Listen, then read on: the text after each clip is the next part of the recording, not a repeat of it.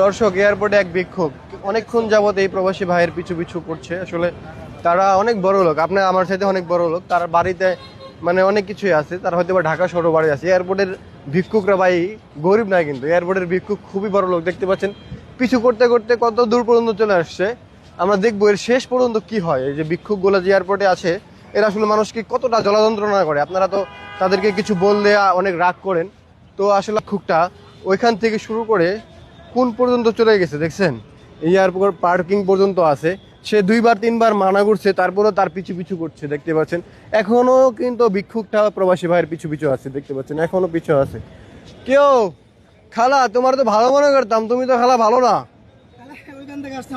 পিছনে পিছনে করছেন আপনার, আমার কাছে বলতেছে টাকা নাই কোনো, উনি বলতেছে আপনি মানা করছেন তারপরে ঘুরতেছে। কে খালা, আপনি যে প্রবাসী ভাই মানা করছে, আপনার হয়রানি করার দরকার আছে? হ্যাঁ, আপনি তো অনেক দিন ধরে এখানে থাকেন প্রতিনিয়ত, হয়রানি কেন করেন? হয়রানি কেন করেন বলেন তো? এখন কি আপনাকে ওই যে পুলিশ ডাক দিব, নাকি সরাসরি চলে যাবেন এখান থেকে বলেন তো? কথা কি শুনছেন?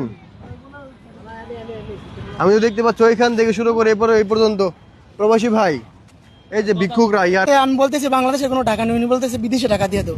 আমি বলছি বিদেশি টাকা আমার কাছে নাইকা, অনেক বড় নোট। এই জন্য আমার পিছনে পিছনে আসছে, বলছে তুমি যদি তোমার মা বলতো তাহলে দিতা না। উনি এভাবে বলে। আপনি জানেন এই যে ভিক্ষুকগুলা ঢাকা শহরে বাড়ি আছে, অবশ্যই এখান থেকে প্রতিদিন 5,000-10,000 টাকা ইনকাম করে। ভাই কথা কি সত্যি বলেন না? সত্যি সত্যি 5-10 হাজার টাকা ইনকাম করে ডেলি, যে যাত্রী করতে না হয়রানি করে টাকা লয় হারা। এই যে চিন্তা করছেন, একবার চাইছে ভাই, ঠিক আছে ভাই মানলাম, আর সে তো অনাহারি না স্যার, তার বাড়ি ঘর আছে ঢাকা শহরের ভিতরে, আমার আপনার চাইতে বড় লোক।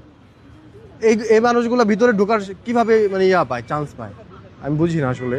তো সরকারের কাছে এবং যারা এয়ারপোর্ট কর্তৃপক্ষ আছেন, আপনারা দয়া করে এই যে এয়ারপোর্টে যে হয়রানিগুলো আছে, বিশেষ করে ভিক্ষুকদের হয়রানি, এটা আসলে অনেক প্রবাসী ভাইরা মানে কেমন যেন লাগে আসলে। পিছু পিছু ঘোরাটা, অনেকের কাছে বাংলাদেশি টাকা থাকে না বা অনেকে দিতেও চায় না, তো তারপরেও তারা হয়রানি করে। এবং যারা বিদেশি আসে বিশেষ করে, তাদেরকেও কিন্তু ছাড়ে না, তারা বিদেশিদের পিছনেও কিন্তু ঘুরে।